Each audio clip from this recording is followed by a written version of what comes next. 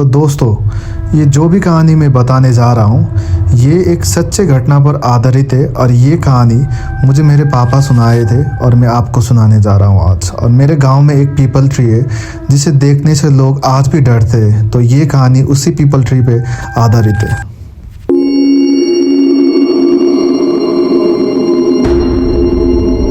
मेरे गांव में एक पीपल का पेड़ है, बहुत पुराना, इतना पुराना कि गांव के लोग कहते हैं जब पीपल लगाया गया था तब ये गांव सिर्फ नाम था। दिन में वो बस एक पेड़ लगता है, मामूली सा, छाया देता है, पक्षियों की आवाज़ होती है, पर शाम के बाद कोई उसके पास नहीं जाता। गांव के बुजुर्ग कहते हैं जो पीपल रात को सांस लेता हो उसके नीचे सिर्फ छाया नहीं होती।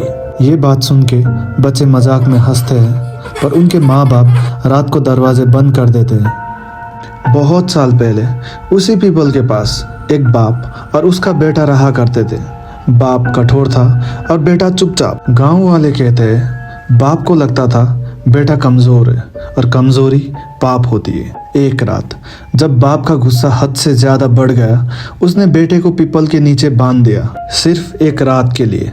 उसने कहा सुबह तक मजबूत बन जाएगा। उस रात हवा अजीब थी, पीपल के पत्ते ऐसे हिल रहे थे जैसे कोई धीरे धीरे ताली बजा रहा हो। गांव वालों ने सुना किसी बच्चे की रोने की आवाज़, पर आधी रात को वो रोने की आवाज़ बंद हो गई और उसके बाद सिर्फ पत्तों की सरसराहट बची। सुबह जब बाप वापस आया, पेड़ के नीचे कोई नहीं था, सिर्फ रस्सी पड़ी थी और ज़मीन गीली थी, जैसे किसी ने पूरी रात ज़मीन के साथ सांस ली हो। बाप ने कुछ नहीं कहा, बस गांव छोड़कर चला गया, पर पीपल वहीं रहा। सालों बाद लोग कहने लगे रात को पीपल के नीचे छोटे पैरों की आवाज़ आती है और कभी कभी एक धीमी आवाज़, बाबा रात हो गई है।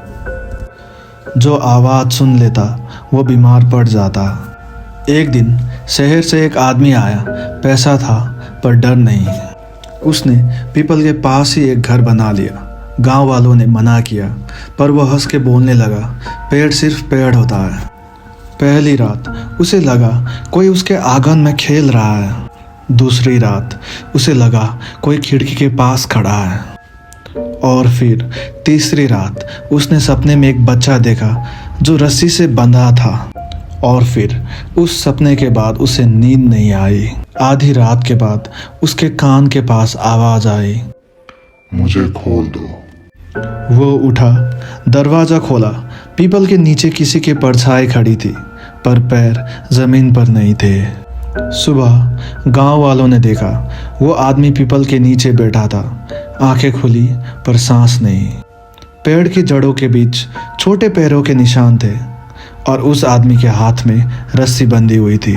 उस हादसे के बाद गांव वालों को यकीन हो गया पीपल यादें रखता और जो यादें पूरी नहीं होती वो पेड़ के नीचे रह जाती है। इसीलिए मेरे गांव में शाम के बाद कोई पीपल के नीचे नहीं जाता। आज भी जब हवा तेज चलती है तो ऐसा लगता है कि पीपल के पत्तों के बीच से आवाज़ आती है, बाबा अब घर चलो। और जो जवाब देता है वो सिर्फ घर नहीं जाता, वो कहानी बन जाता है। Thank you.